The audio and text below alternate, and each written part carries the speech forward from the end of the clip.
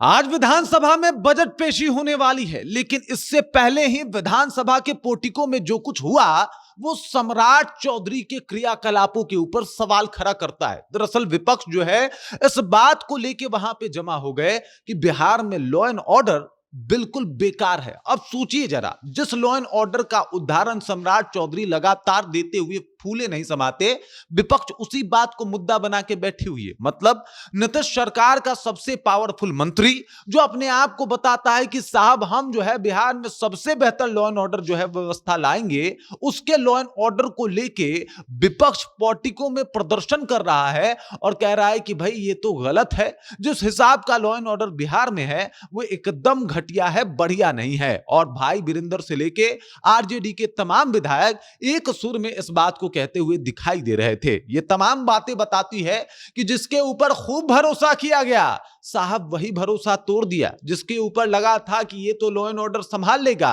वही ठीक से संभाल नहीं पाया। आज विपक्ष के पास सैकड़ों मुद्दा होने के बाद अगर लॉ एंड ऑर्डर पे सवाल उठाया जा रहा है तो माना जा सकता है कि लॉ एंड ऑर्डर एक ऐसा मुद्दा है बिहार में जो बिल्कुल दुरुस्त नहीं हुआ है। और साथ ही साथ सम्राट चौधरी का जो इतना बड़ा बड़ा दावा था वो सब बेबुनियाद हो गया। पूरी कहानी क्या है इसके ऊपर विस्तार पूर्वक चर्चा करेंगे। आखिरकार लॉ एंड ऑर्डर क्यों खतरे में है, लॉ एंड ऑर्डर पे सवाल उठा के नीतीश कुमार को कैसे घेरा जा सकता है, तमाम मुद्दों के ऊपर बारीकी से इसको जो है वो जांचेंगे, इसका गहन निरीक्षण करेंगे और उसके बाद किसी तह तक पहुंचेंगे। उम्मीद है कि वो तह आप तक पहुंचे और वो आप समझ पाए कि आखिरकार बिहार में लॉ एंड ऑर्डर की दुर्दशा क्या है और ये आरजेडी विधायक जो है वो बस एक मुद्दा बना रहे हैं या इसमें कुछ हकीकत भी है। इसी के ऊपर चर्चा करेंगे, लेकिन उससे पहले मेरा परिचय जान लीजिए। मेरा नाम है रजत और आप जनता जंक्शन देख रहे हैं। सबसे पहले इस तस्वीर को देखिए। ये तमाम वो विधायक हैं जो लगातार इस बात को कह रहे हैं कि साहब केंद्र ने जो बजट दिया वो गलत है। इसके अलावा उन्होंने एक और मुद्दा छेड़ा, कहा कि भाई साहब बिहार के लिए क्या कुछ हुआ, बिहार को विशेष राज्य का दर्जा नहीं मिला। ये दो मुद्दे आप समझ गए, ये दो मुद्दे चीरकाल से बिहार के साथ चले आ रहे हैं। लेकिन एक तीसरा मुद्दा ये था कि भाई लॉ एंड ऑर्डर व्यवस्था जो है वो और ज्यादा खराब हो गई है। अब सोचिए कि लॉ एंड ऑर्डर को लेके प्रदर्शन हो रहा है, आरजेडी के तमाम विधायक आपको यहां पे दिखाई दे रहे हैं और इन लोगों का मानना है कि बिहार में लॉ एंड ऑर्डर की स्थिति खस्ती है। नीट छात्रा के साथ जो कुछ हुआ या फिर आए दिन जिस तरीके के मामले बिहार में देखे जा रहे हैं, उसके बाद लॉ एंड ऑर्डर ही घिरता हुआ दिखाई दे रहा है। सम्राट चौधरी के ऊपर ही सबकी निगाहें हैं। आप देख लीजिए भाई वीरेंद्र, जो कि यहाँ पे एक तरीके से कहा जा सकता है कि काफी दमदार विधायक हैं, मनेर के विधायक हैं, पटना क्षेत्र में आता है मनेर और वहां के विधायक हैं, तो इनका कद भी काफी माना जाता है। ऊपर से भाई वीरेंद्र को कौन नहीं जानता भाई।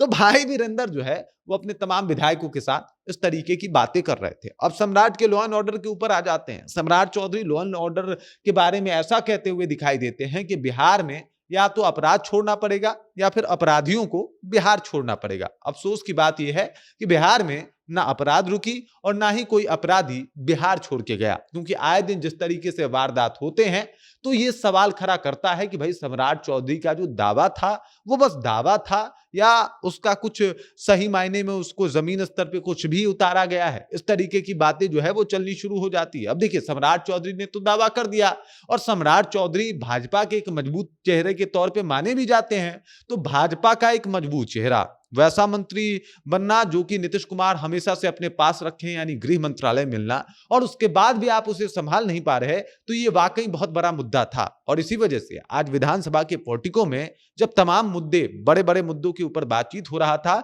तो एक मुद्दा को लेके हाथ में तख्ती लेके पहुंचे हुए थे आरजेडी विधायक और वो तमाम लोग कह रहे थे कि सम्राट चौधरी का दावा बस दावा भर रह गया, इसमें सच्चाई जो है वो कोसों दूर है। यानी बिहार में लॉ एंड ऑर्डर जो है वो एकदम से अस्त व्यस्त है और इसी वजह से आए दिन इन तमाम तरीकों की चीजें को देखने को मिलता है, जहां पे किसी लड़की के साथ दरिंदगी होती है, जहां पे कोई लड़का रात को शाम को जाता है और घर वापस लौट के नहीं आता, जहां पे कोई कारोबारी, कोई दुकानदार जो है वो एकदम से निशाने पे रहता है, कुछ गुर्गों के, कुछ खराब लोगों के, कुछ बदतमीज लोगों के। तो इन तमाम तस्वीरों में एक ही बात सामने आती है कि लॉ एंड ऑर्डर उस तरीके से तो बिल्कुल नहीं है जैसा सम्राट माइक उठा के लोगों के सामने और पत्रकारों के सामने बोलते हुए दिखाई देते हैं। और आज का ये विरोध जिस हिसाब से आरजेडी ने किया वो ये भी बताता है कि आरजेडी अब मुखर होके सम्राट चौधरी को घेरने में लगी हुई है, क्योंकि सम्राट चौधरी मुखर होके आरजेडी के खिलाफ बोलते हुए हमेशा दिखाई दिए हैं और सम्राट चौधरी को अगर मंत्रिमंडल मिला है वो नहीं संभाल पा रहे,